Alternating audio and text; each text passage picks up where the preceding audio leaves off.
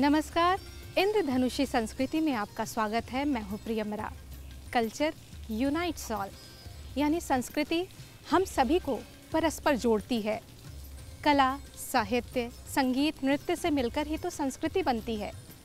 संस्कृत में भी कहा गया है, साहित्य संगीत कला विहीना, साक्षात पशु पुच्छ विषाणहीना। यानी संस्कृति, साहित्य और कला ही मनुष्य को मनुष्य बनाती है। तो आइए अपने इस सेगमेंट कला दर्शन में देखते हैं कला से जुड़ी हुई कुछ रिपोर्ट।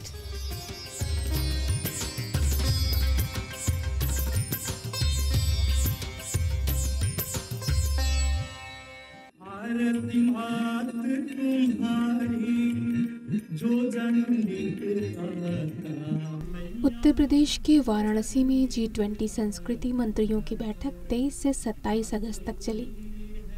संस्कृति सभी को एक सूत्र में बांधती है। इसका प्रत्यक्ष दर्शन वाराणसी में हुआ, जब प्रतिनिधियों के सम्मान में सुर वसुधा की प्रस्तुति की गई।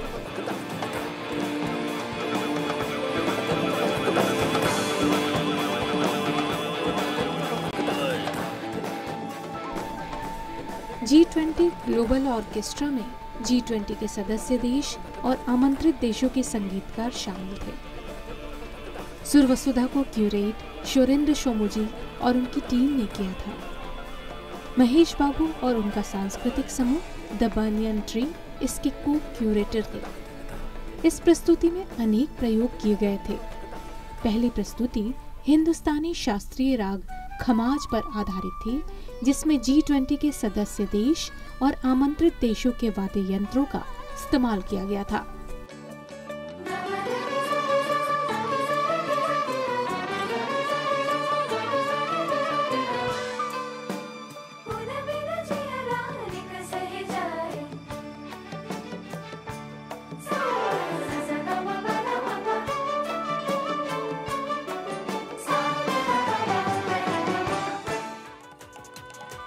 एक और प्रस्तुति में भारत के पारंपरिक रागों के साथ इलेक्ट्रॉनिक वाद्य यंत्रों का समावेश था और इनसे मिलती जुलती डिजिटल प्रस्तुति भी दिखाई गई थी।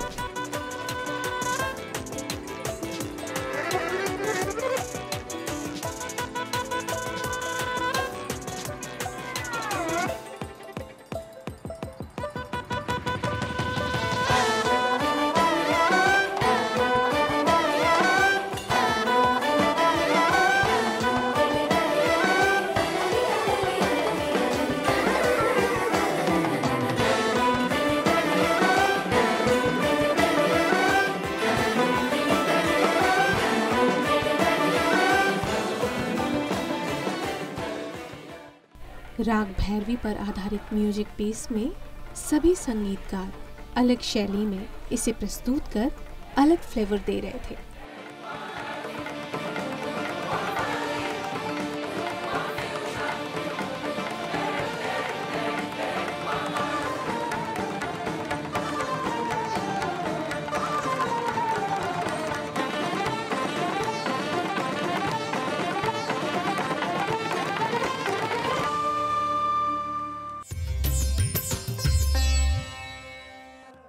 वाराणसी प्राचीन जागृत शहरों में से एक है। भगवान शिव की यह नगरी कथक नृत्य की जननी भी मानी जाती है। G20 संस्कृति मंत्रियों की बैठक में शामिल प्रतिनिधियों के सम्मान में आयोजित सांस्कृतिक संध्या में कथक के माध्यम से देवों के देव महादेव को याद किया गया।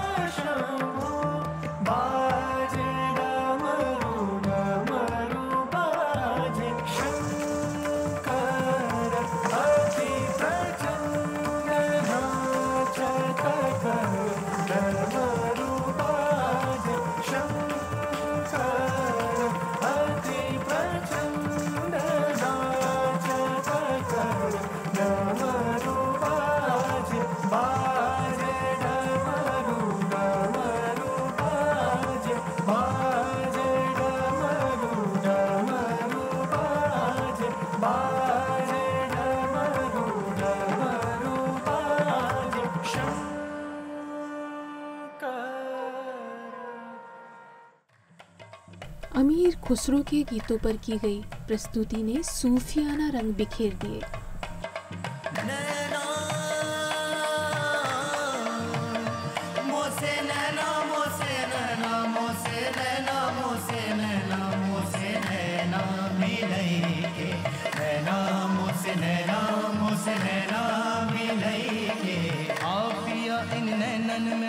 पलक ढाप तो है मोसे नैना मिलेंगे, नैना मोसे नैना मिलेंगे, नैना मोसे नैना मिलेंगे, नैना मोसे नैना सैया जी तो से नैना बालम जी तो से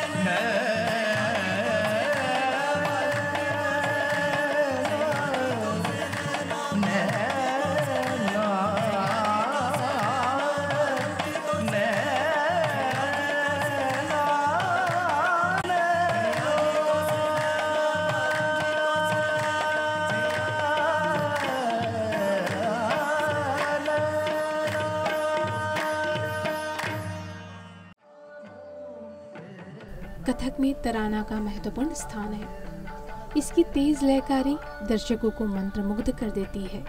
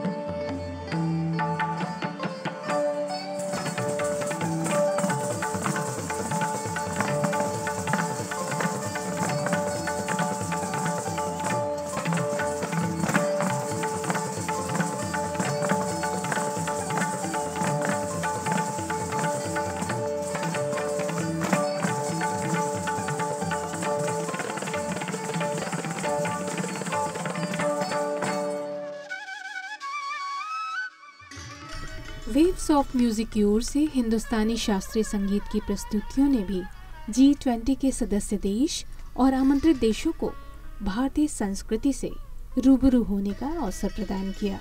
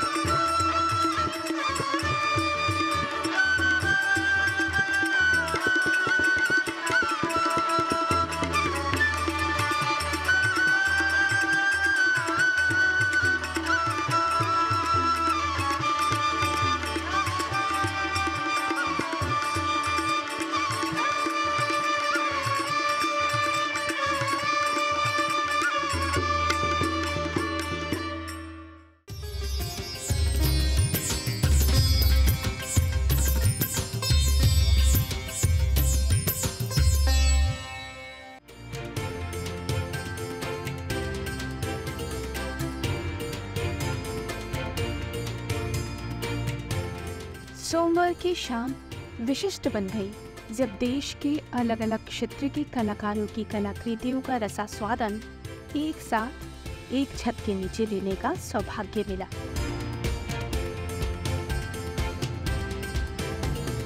अवसर था ललित कला अकादमी द्वारा आयोजित 63वीं राष्ट्रीय कला प्रदर्शनी के उद्घाटन का। कार्यक्रम का उद्घाटन दिल्ली के कमानी ऑडिटोरियम में आयोजित एक भव्य समारोह के दौरान किया गया।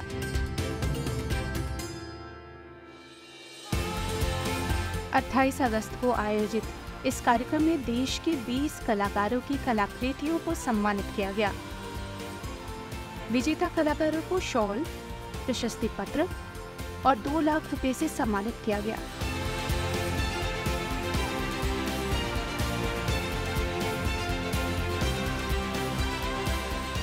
इस दौरान सुप्रसिद्ध अभिनेता मनोज जोशी, सुप्रसिद्ध अभिनेता एवं पटकथा लेखक चंद्रप्रकाश द्विवेदी, सुप्रसिद्ध कलाकार वासुदेव कामत और सुप्रसिद्ध मूर्तिकार राम सुतार उपस्थित रहे।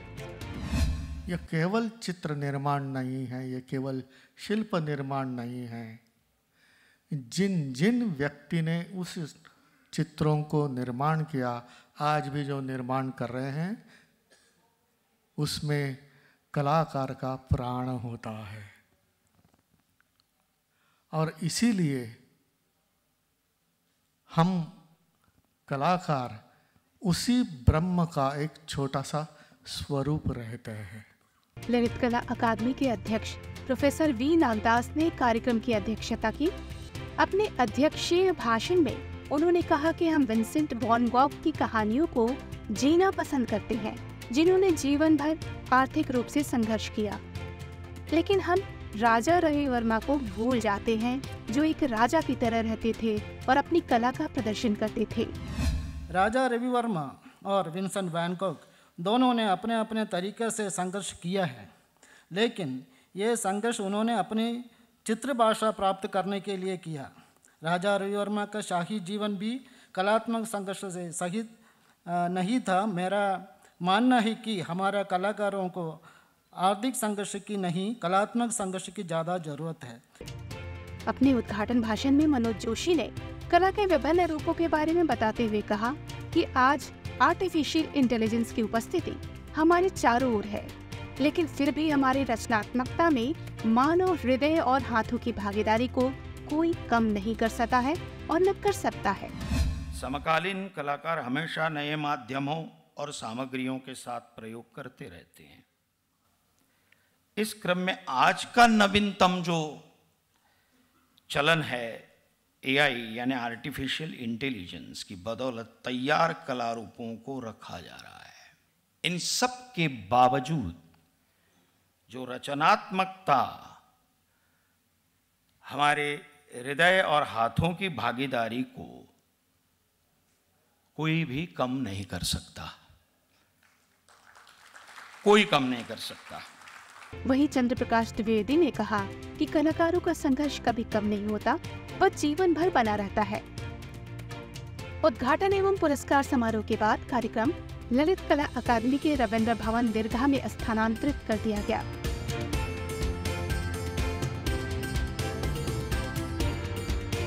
कलाकृतियों को देखने के लिए बड़ी संख्या में दर्शक उमड़ पड़े। प्रदर्शनी में जीवन के विभिन्न रंग अलग अलग फॉर्म में देखने को मिले। कहीं सेरेमिक तो कहीं स्टोन वर्क। कुछ कलाकारों ने मेटल को अपनी कला प्रदर्शन का आधार बनाया, तो कुछ ने कैनवास, रंग और ब्रश को। जीवन की गौरता, परेशानियां सहित विभिन्न भावों के प्रदर्शन का माध्यम बनी इन कलाकृतियों में नवरस का मेल देखने को मिला। प्रदर्शनी के लिए उन कलाकारों की कलाकृतियां भी रखी गई हैं जिन्हें पुरस्कार तो नहीं मिल सका, किंतु उनकी कलाकृतियां निर्णायक मंडल को पसंद आई। सभी कलाकारों की प्रस्तुति देखकर यह कहा जा सकता है कि कला प्रस्फुटन के लिए उम्र मायने नहीं रखती।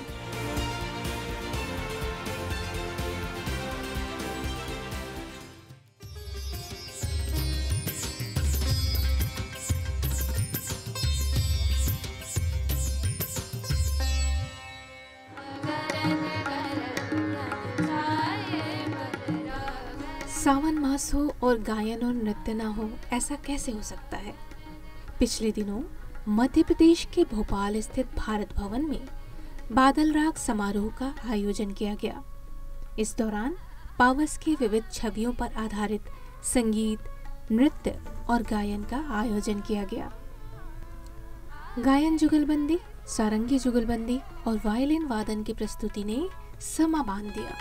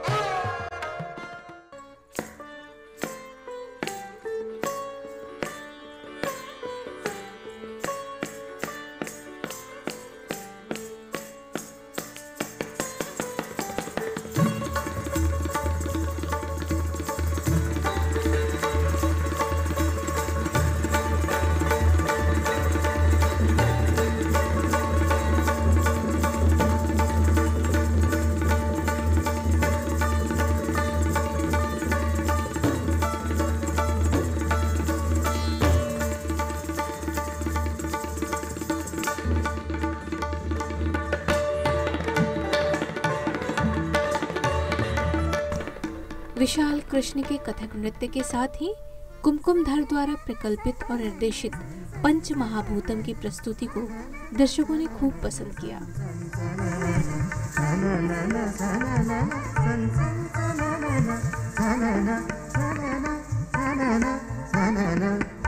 नर्तित पवन किसने हिल छुवन,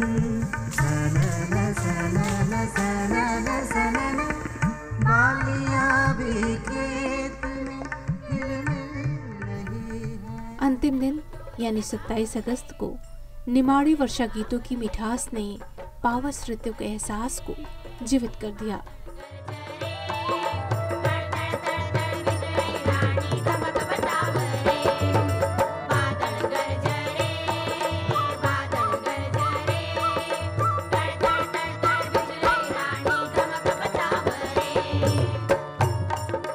चौबीस अगस्त से शुरू हुए इस कार्यक्रम का समापन 27 अगस्त को पंडित साजन मिश्र और स्वराज मिश्र की गायन जुगलबंदी के साथ हुआ। यह नाद ही के समुद्र में गायक गुणी सब तरत हैं। यह नाद ही के समुद्र में गायक गुणी सब तरत हैं। जब रामदास गोविंद के पद कमल निसदिन पड़त है। बातर गरजन बघोर रे, बातर गरजन बघोर रे, बातर गरजन बघोर रे।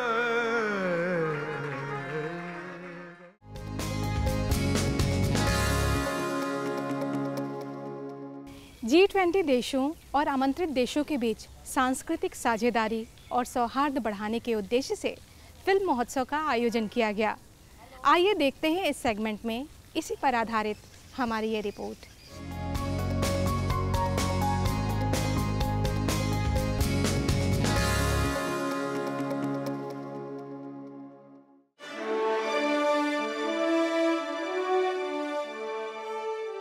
16 अगस्त से शुरू हुआ G20 फिल्म फेस्टिवल का 3 सितंबर को समापन हो गया। इसमें G20 सम्मेलन में शामिल देशों के साथ अन्य देश भी शामिल हुए। G20 फिल्म महोत्सव की शुरुआत सत्यजीत रे की पाथेर पांचाली फिल्म के साथ की गई। पहले ही दिन शो फुल रहा। देश विदेश से आए लोग इस महोत्सव में शामिल हुए। G20 फिल्म महोत्सव का लक्ष्य सिनेमा के क्षेत्र में G20 और आमंत्रित देशों के बीच रिश्तों और सहयोगात्मक साझेदारी को मजबूत बनाना है। इस महोत्सव में 16 से ज्यादा देश शामिल थे, जिनकी फिल्में इंडियन इंटरनेशनल सेंटर में 3 सितंबर तक दिखाई गई। G20 सम्मेलन कई सारे डायमेंशंस में सेलिब्रेट किया जा रहा है। इनमें से एक है फिल्म फेस्टिवल। फिल्म महोत्सव में 16 अंतर्राष्ट्रीय पुरस्कार विजेता फीचर फिल्में प्रदर्शित की गई, जिसमें ऑस्ट्रेलिया की We Are Still Here, Brazil की एना अनटाइटल्ड, जापान की एरिस्टोक्रेट्स और दक्षिण कोरिया की डिसीजन टू लीव शामिल है।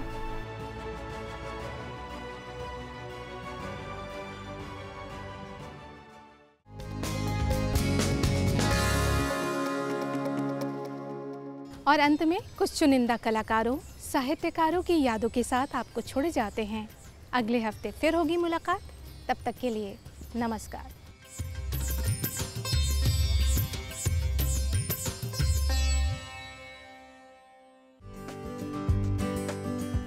सुप्रसिद्ध लेखिका अमृता प्रीतम का जन्म 31 अगस्त 1919 में गुजरावाला में हुआ था।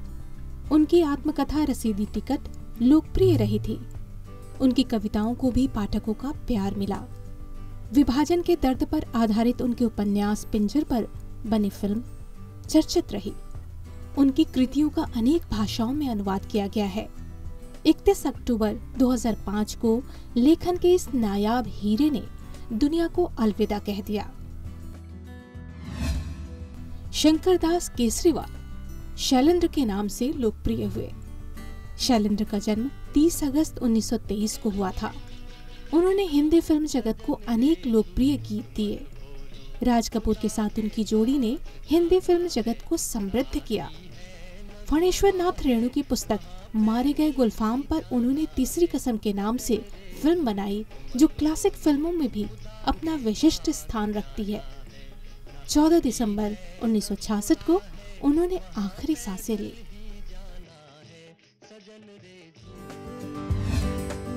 सुप्रसिद्ध साहित्यकार राही मासूम रजा का जन्म 1 सितंबर 1927 को गाजीपुर में हुआ था। वह बहुआयामी व्यक्तित्व के धनी थे। उर्दू शायरी से अपनी रचना यात्रा आरंभ करने वाले राही मासूम रजा ने हिंदी में अनेक उपन्यास लिखे। उन्होंने टीवी धारावाहिकों की पटकथा सहित अनेक हिंदी फिल्मों के लिए भी लिखा। उनकी सरल भाषा सहज ही हृदय में उतर आती थी। 15 मार्च 1992 को उनका निधन हो गया।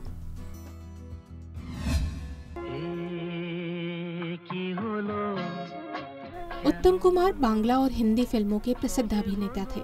उनका जन्म 3 सितंबर 1926 को हुआ। एक अभिनेता होने के साथ साथ वह फिल्म निर्माता, निर्देशक, गायक और संगीतकार भी थे। बंगाली सिनेमा में उत्तम कुमार को महानायक की पदवी दी गई है। 24 जुलाई 1980 को इस महानायक ने दुनिया रूपी इस चित्रपट को अलविदा कह दिया।